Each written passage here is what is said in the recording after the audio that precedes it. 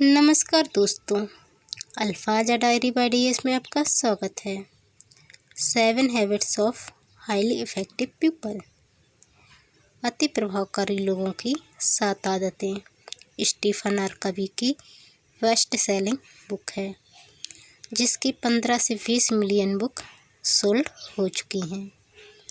इसमें हम पहली आदत प्रोएक्टिव बने सुन रहे थे। इसमें यह बताया गया है कि दुख हर किसी के जीवन में आते हैं, परिस्थितियाँ कठिन हर किसी के जीवन में आती हैं। ये हमारे ऊपर निर्भर करता है कि हम उनसे कितने दुखी हों, हम उस पर क्या प्रतिक्रिया दें। तो यही बताया गया है कि हमें दुख में कैसी प्रतिक्रिया देनी चाहिए, उससे क्या सीख हमें लेनी चाहिए। ये सब बातें प्रोएक्टिव बने पहली आदत में आपको बताई गई हैं। यदि आप चैनल पर नए आए हैं तो प्लीज़ चैनल को सब्सक्राइब कर बेल आइकन को क्लिक कर लें और वीडियो को लाइक व शेयर कर दें। ये इस बुक की पूरी समरी मैं आपके लिए अपने चैनल पर लेकर आई हूँ और इसकी एक प्लेलिस्ट बनाऊँगी जिसमें इसके सारे पार्ट्स दिए जाएंगे, तो आप इससे पहले के सभी पाठ सुन सकते हैं। तो चलिए शुरू करते हैं। पहली आदत प्रोएक्टिव बने का ये पाठ दूसरा है, पहल करना। हमारा मूल स्वभाव कार्य करना है, दूसरों को खुद पर कार्य करने देना नहीं है। इसी वजह से हम विशेष परिस्थितियों के प्रति अपनी प्रतिक्रिया चुनने में सक्षम होते हैं और हमें अपनी परिस्थितियां बनाने की शक्ति भी मिलती है। पहल करने का मतलब आपत्तिजनक, आक्रामक या संवेदनहीन होना नहीं है। इसका मतलब घटनाओं को घटित करवाने की अपनी जिम्मेदारी को पहचानना है। वर्षों से मैं अक्सर उन लोगों को परामर्श देता आ रहा हूँ जो बेहतर नौकरियाँ चाहते हैं। मैं उन्हें अधिक पहल करने की सलाह देता हूँ। मैं कहता हूँ कि वे अपना रुचि परीक्षण और बुद्धि परीक्षण करवाएं। इसके अलावा वे न सिर्फ उस उद्योग का अध्ययन करें जिसमें वे जाना चाहते हैं, बल्कि उस कंपनी का भी अध्ययन करें जिसमें वे काम करना चाहते हों।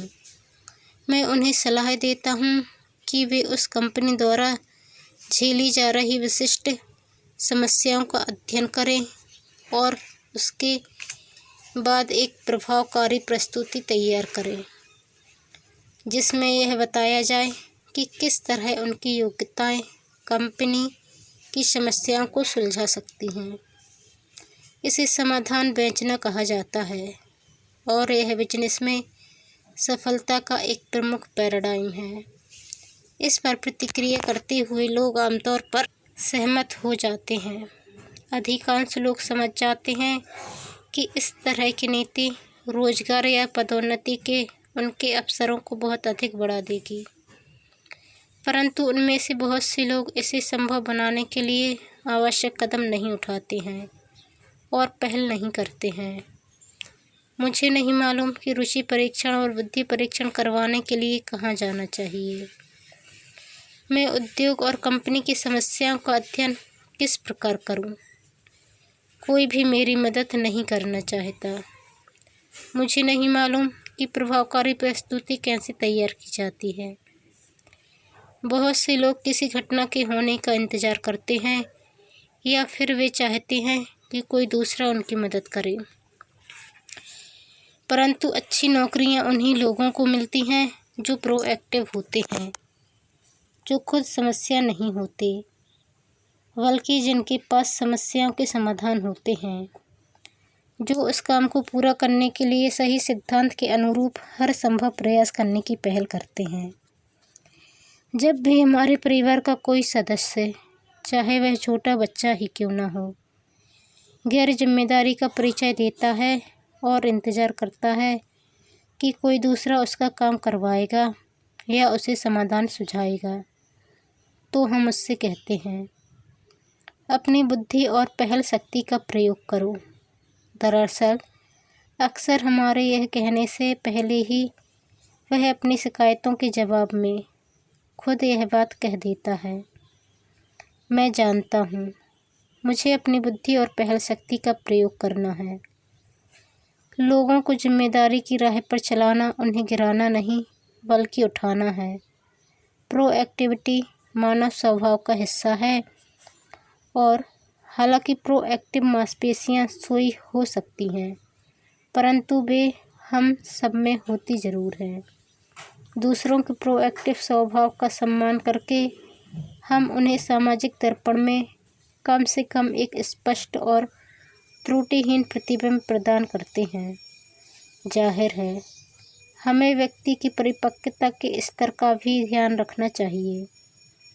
हम गहरी भावनात्मक निर्भरता के शिकार लोगों से उच्च रचनात्मक सहयोग की अपेक्षा नहीं रख सकते, परंतु हम कम से कम इतना तो कर ही सकते हैं कि उनके मूलभूत स्वभाव को प्रोत्साहित करें और ऐसा परिवेश बना दें जहां लोग अवसरों का दोहन कर सकें और समस्याओं को बढ़ते हुए आत्मनिर्भर तरीके से सुलझा सकें। करें या होने दें। पहल करने वाले और पहल ना करने वाले लोगों के बीच दिन और रात जितना अंतर होता है।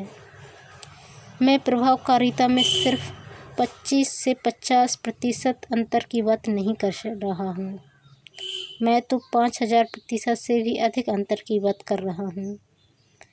खासकर तब जब वे बुद्धिमान, जागरूक और दूसरों के प्रति संवेदनशील हों। अपने जीवन में प्रभावकारिता का P/PC संतुलन बनाने के लिए पहल करने की आवश्यकता होती है। 7 आदतों को विकसित करने के लिए पहल करने की आवश्यकता होती है। जैसे जैसे आप बाकी 6 आदतों का अध्ययन करेंगे आप देखेंगे कि हर आदत आपकी प्रोएक्टिव मांसपेशियों के विकास पर निर्भर है। हर आदत में काम करने की जिम्मेदारी आपकी है। अगर आप किसी दूसरे के द्वारा खुद पर काम किए जाने का इंतज़ार करेंगे तो दूसरे आप पर अपने मनचाहे तरीके से काम करेंगे। विकास तथा अवसर के परिणाम आपको दोनों ही राहों पर मिलेंगे। एक बार मैं गृह सुधार उद्योग में लोगों के एक समूह के साथ काम कर रहा था। वहाँ पर 20 संगठनों के प्रतिनिधि बैठे थे जो अपने आंकड़ों और समस्याओं पर खुलकर चर्चा कर रहे थे। करने के लिए 3 महीने में एकत्रित होते थे। भारी मंदी का दौर चल रहा था और इस विशिष्ट उद्योग पर आम अर्थव्यवस्था से ज़्यादा नकारात्मक प्रभाव पड़ा था। जब हमने चर्चा शुरू की तो ये लोग काफ़ी हताश थे। पहले दिन हमने इस प्रश्न पर विचार विमर्श किया, हमारे साथ क्या हो रहा है, उद्दीपन क्या है। बहुत सी चीज़ें हो रही थीं। परिवेश और माहौल के दबाव प्रबल थे। हर तरफ बेरोजगारी फैली थी और बहुत से लोग कंपनी को बचाने की खातिर अपने कर्मचारी मित्रों को निकालने पर विवश थे। उस दिन जब चर्चा खत्म हुई तो हर व्यक्ति अधिक निराश हो गया था। दूसरे दिन हमने इस प्रश्न पर विचार किया, भविष्य में क्या होने वाला है। हमने परिवेश की प्रवृत्तियों का अध्ययन किया और इसमें यह रिएक्टिव मान्यता निहित थी कि उनका भविष्य इन्हीं चीज़ों से तय होगा। दूसरे दिन के अंत तक हम और भी ज़्यादा हताश हो गए। चीज़ें सुधरने से पहले ज़्यादा बिगड़ती हैं और हम सब यह मानते थे। इसलिए तीसरे दिन हमने इस प्रोएक्टिव प्रश्न पर ध्यान केंद्रित करने का फैसला किया।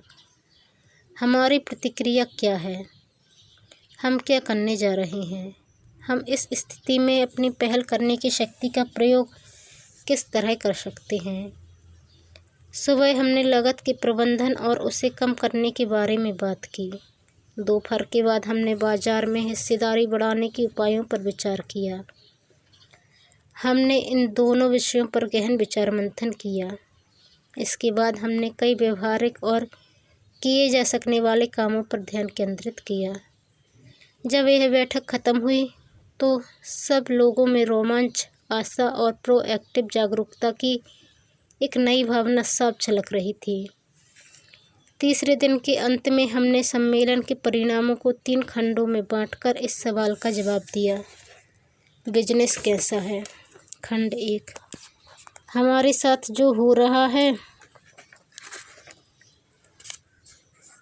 वह अच्छा नहीं है तथा प्रवृत्तियां यह बताती हैं कि बेहतर होने से पहले स्थितियां और बिगड़ेंगी। खंड 2। परंतु हम जो कर रहे हैं वह बहुत अच्छा है क्योंकि हमारा मैनेजमेंट पहले से बेहतर है। हम अपनी लागत कम कर रहे हैं और बाज़ार में अपनी हिस्सेदारी बढ़ा रहे हैं। खंड 3। इसलिए बिजनेस पहले से बेहतर है। अब कोई रिएक्टिव व्यक्ति इस पर क्या कहेगा। छोड़ो भी, तथ्यों का सामना करो। सकारात्मक सोच और खुद को प्रोत्साहित करने वाली यह नीति ज़्यादा समय तक नहीं चल सकती। देर सवेर आपको वास्तविकता का सामना करना ही पड़ेगा। परंतु सकारात्मक चिंतन और प्रोएक्टिविटी में यही अंतर है। हमने वास्तविकता का सामना किया था। हमने वर्तमान परिस्थिति और भावी अनुमानों की वास्तविकता का सामना किया था।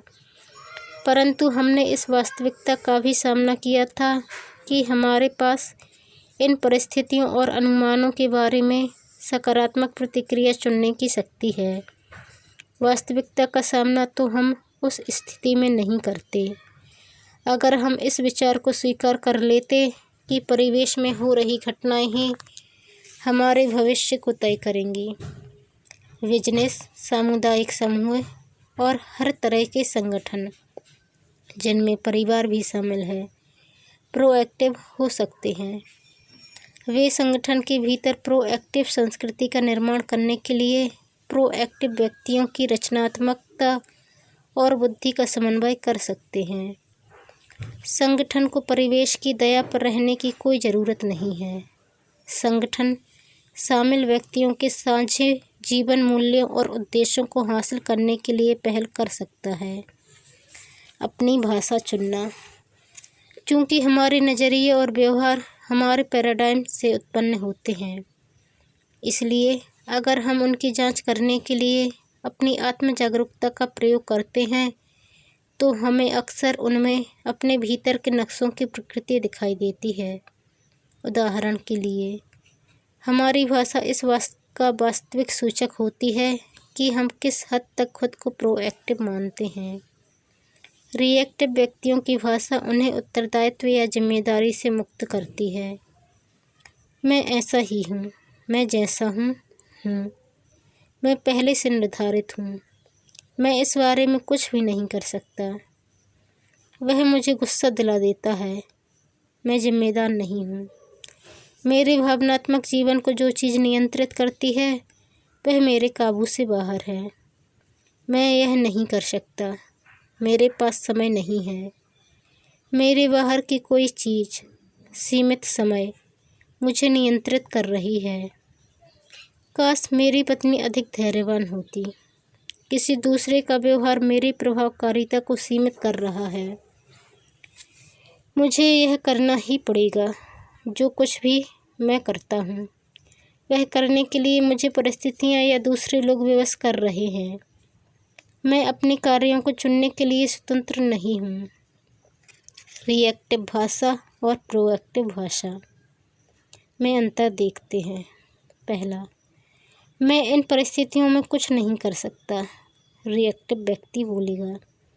प्रोएक्टिव व्यक्ति बोलेगा, आइए हम अपने विकल्पों को देखें। रिएक्टिव व्यक्ति, मैं इसी तरह का हूँ। प्रोएक्टिव व्यक्ति, मैं किसी अलग नीति का चुनाव कर सकता हूँ।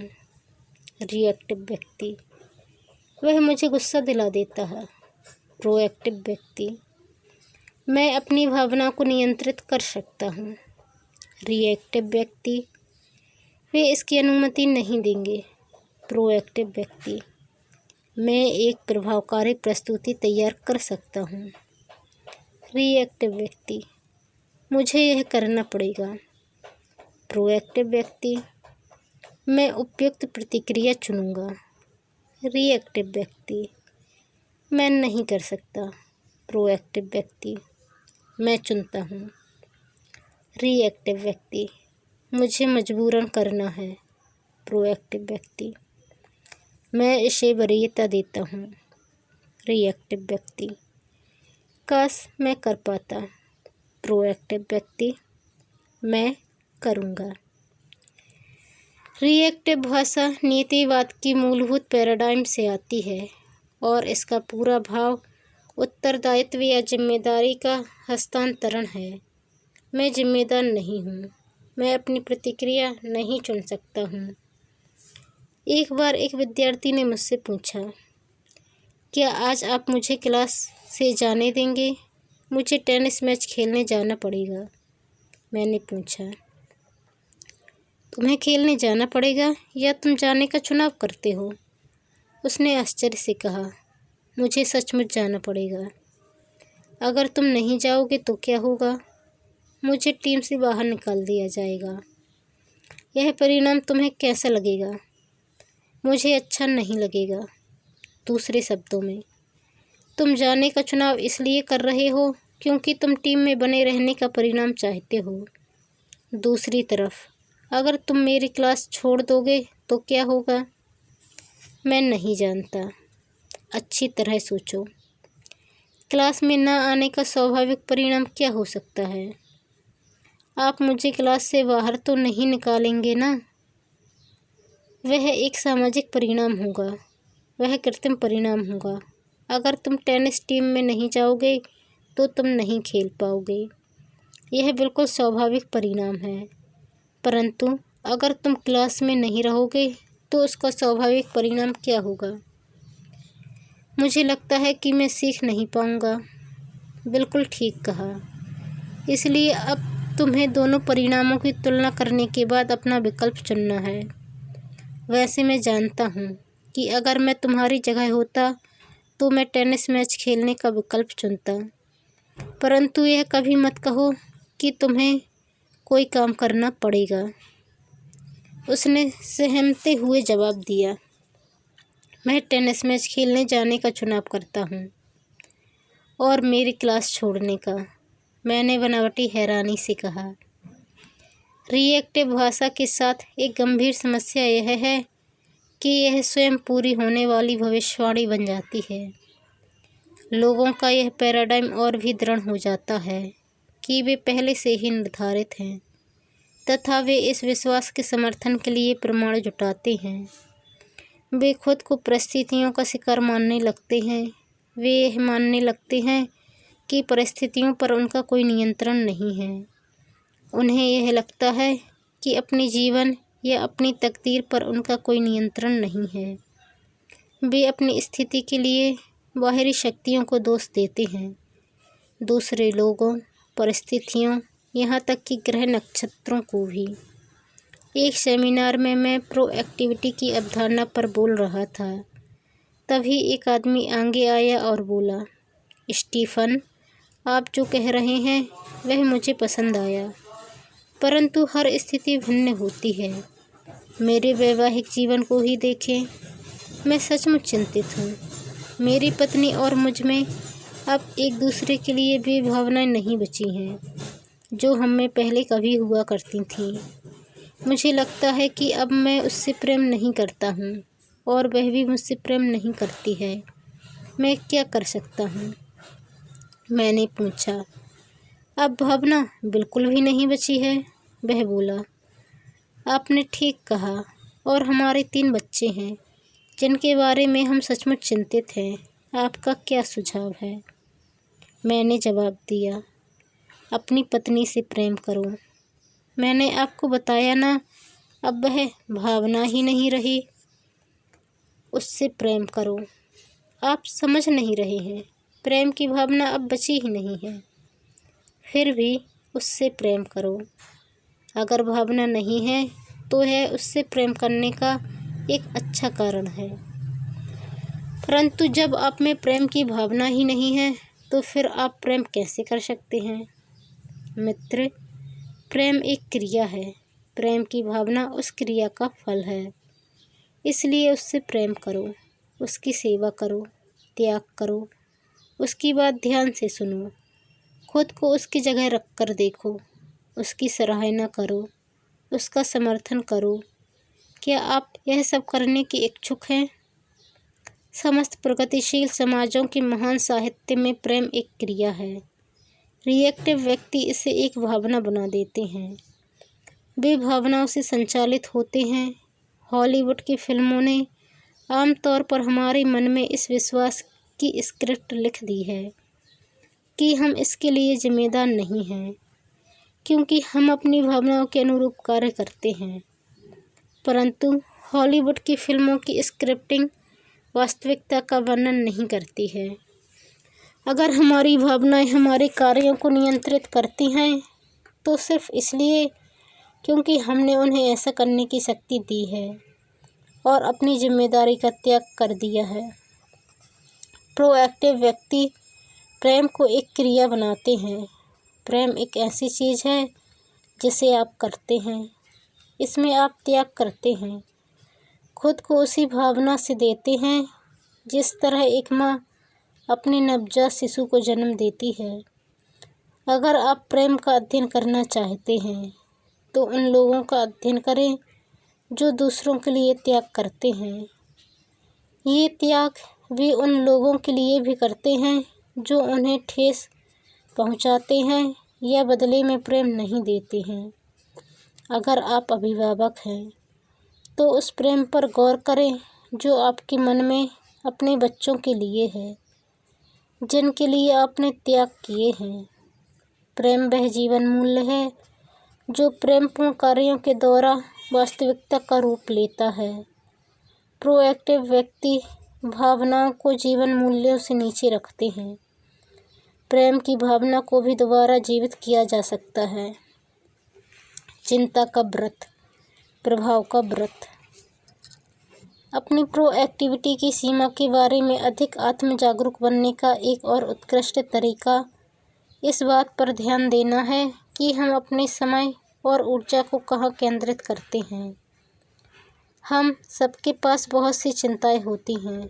हमारा स्वास्थ्य, हमारे बच्चे, ऑफिस की समस्याएं, देश का कर्ज, परमाणु युद्ध। चिंता का व्रत बनाकर हम इन चीज़ों को उन चीज़ों से अलग कर सकते हैं जिनसे हमारा कोई विशेष मानसिक या भावनात्मक जुड़ाव नहीं होता। जब हम अपनी चिंता के व्रत के अंदर की चीज़ों को देखते हैं तो यह स्पष्ट हो जाता है कि इनमें से कुछ चीज़ें ऐसी हैं जिन पर हमारा कोई वास्तविक नियंत्रण नहीं है और बाकी चीज़ें ऐसी हैं जिनके बारे में हम कुछ कर सकते हैं। इन बाद वाली चीज़ों को पहचान कर हम उन्हें प्रभाव के छोटे व्रत में रख सकते हैं। इन दो व्रतों में से किस पर हमारा अधिकांश समय और ऊर्जा केंद्रित होती है, यह तय करके हम जान सकते हैं कि हम किस हद तक प्रोएक्टिव हैं। प्रोएक्टिव व्यक्ति अपने प्रयासों को बहुत प्रभाव के व्रत पर केंद्रित करते हैं। वे उन चीज़ों पर काम करते हैं जिनके बारे में वे कुछ कर सकते हैं। उनकी ऊर्जा की प्रकृति सकारात्मक, व्यापक बनाने वाली, विस्तार करने वाली होती है। परिणाम स्वरूप उनके प्रभाव का व्रत बड़ा हो जाता है। दूसरी ओर रिएक्टिव व्यक्ति अपने प्रयासों को चिंता के व्रत पर केंद्रित करते हैं। वे दूसरों की कमजोरियों, अपने परिवेश की समस्याओं तथा उन परिस्थितियों पर ध्यान केंद्रित करते हैं जिन पर उनका कोई नियंत्रण नहीं होता। इसका परिणाम यह होता है कि उनका नज़रिया दूसरों को दोष देने या आरोप लगाने का होता है। उनकी भाषा रिएक्टिव होती है और वे सताए जाने वाली शिकायत करते रहते हैं। इस फोकस की वजह से नकारात्मक ऊर्जा उत्पन्न होती है। इसके अलावा इस वजह से वे उन चीज़ों को नज़रअंदाज कर देते हैं जिनके बारे में वे कुछ कर सकते हैं। इन दोनों वजहों से उनके प्रभाव का व्रत छोटा हो जाता है। जब तक हम अपनी चिंता के व्रत में काम कर रहे हैं तब तक हम इसके भीतर की चीज़ों को खुद को नियंत्रित करने की शक्ति दे रहे हैं। हम सकारात्मक परिवर्तन उत्पन्न करने के लिए आवश्यक प्रोएक्टिव पहल नहीं कर रहे हैं। पहले मैंने आपको अपने पुत्र की कहानी बताई थी जिसे स्कूल में गंभीर समस्याओं का सामना करना पड़ रहा था। उसकी स्पष्ट कमजोरियों तथा उसके प्रति दूसरों के व्यवहार को लेकर मैं और सैंड्रा बहुत चिंतित थे। परंतु ये चीज़ें हमारे चिंता के व्रत में थीं। जब तक हमने अपने प्रयासों को इन चीज़ों पर केंद्रित किया, तब तक हम कुछ हासिल नहीं कर पाए। इससे सिर्फ हमारी अक्षमता तथा लाचारी की भावनाएं बढ़ीं और हमारा पुत्र हम पर अधिक निर्भर होता गया। जब हमने अपने प्रभाव के व्रत पर काम किया, जब हमने अपने पैराडाइम पर अपना ध्यान केंद्रित किया, तब कहीं जाकर वह सकारात्मक ऊर्जा उत्पन्न हुई जिसने हमें बदल दिया और अंततः हमारे पुत्र को भी प्रभावित किया। परिस्थितियों के बारे में चिंता करने के बजाय खुद पर काम करके हम परिस्थितियों को प्रभावित करने में सफल हुए। पद, दौलत, भूमिका या संबंधों के कारण कुछ ऐसी परिस्थितियां भी होती हैं जिनमें किसी व्यक्ति के प्रभाव का व्रत उसकी चिंता के व्रत से ज़्यादा बड़ा होता है। यह स्थिति स्वयं थोपे गए भावनात्मक निकट दृष्टि दोष का सूचक है, जो चिंता के व्रत में केंद्रित एक और रिएक्टिव स्वार्थी जीवन शैली है। हालांकि यह हो सकता है कि प्रोएक्टिव व्यक्तियों को अपने प्रभाव के प्रयोग को प्राथमिकता के क्रम में सुनियोजित करना पड़े, परंतु उनकी चिंता का व्रत कम से कम उनके प्रभाव के व्रत जितना बड़ा होता है और वे प्रभावकारी ढंग से अपने प्रभाव का प्रयोग करने की जिम्मेदारी को स्वीकार करते हैं। प्रत्यक्ष नियंत्रण, अप्रत्यक्ष नियंत्रण और शून्य नियंत्रण। हम जिन समस्याओं का सामना करते हैं वे इन 3 क्षेत्रों में से किसी एक में आती हैं। प्रत्यक्ष नियंत्रण, वे समस्याएं जिनका संबंध हमारे अपने व्यवहार से होता है। अप्रत्यक्ष नियंत्रण, वे समस्याएं जिनका संबंध दूसरों के व्यवहार से होता है। या शून्य नियंत्रण, वे समस्याएं जिनके बारे में हम कुछ नहीं कर सकते, जैसे हमारे अतीत या स्थिति विशेष की वास्तविकता।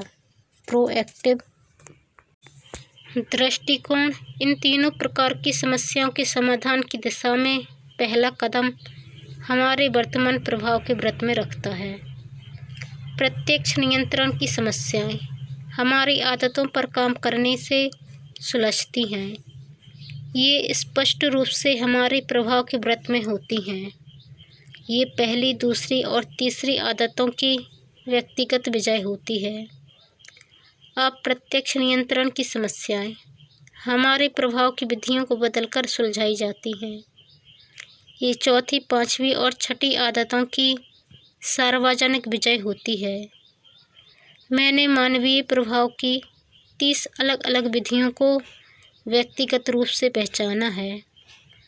ये विधियां एक दूसरे से उतनी ही भिन्न हैं जितनी कि परानुभूति, संघर्ष से या उदाहरण प्रस्तुत करना किसी को समझाने से अधिकांश लोगों के पास इनमें से सिर्फ 3-4 विधियां ही होती हैं, जो सामान्यतः तर्क से शुरू होती हैं और अगर ये विधियां काम नहीं करती तो वे युद्ध करने या पलायन करने के लिए प्रेरित होते हैं।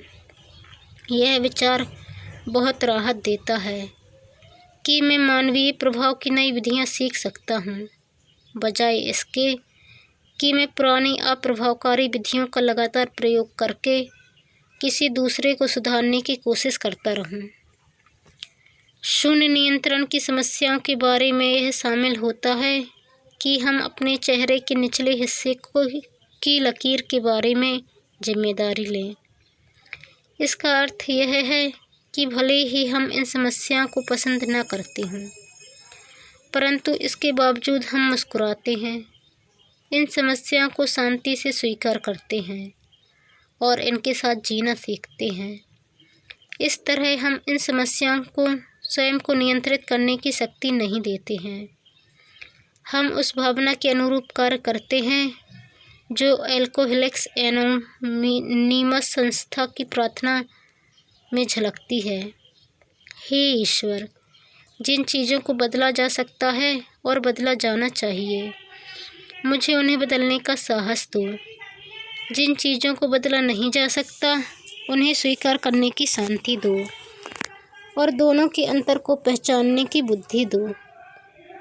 चाहे समस्या प्रत्यक्ष, अप्रत्यक्ष या शून्य नियंत्रण की हो, उसके समाधान की दिशा में पहला कदम उठाना हमारे हाथ में होता है। यह हमारे प्रभाव के व्रत में होता है कि हम अपनी आदतों को बदल लें, अपने प्रभाव की विधियों को बदल लें और उस तरीके को भी बदल लें जिससे हम शून्य नियंत्रण की समस्या को देखते हैं। इससे आगे का पाठ इससे आगे के वीडियो में आएगा। तो यदि आप वीडियो पर नए आए हैं तो प्लीज़ चैनल को सब्सक्राइब कर वीडियो को लाइक व शेयर कर दें और बेल आइकन को क्लिक करना ना भूलें। धन्यवाद। जय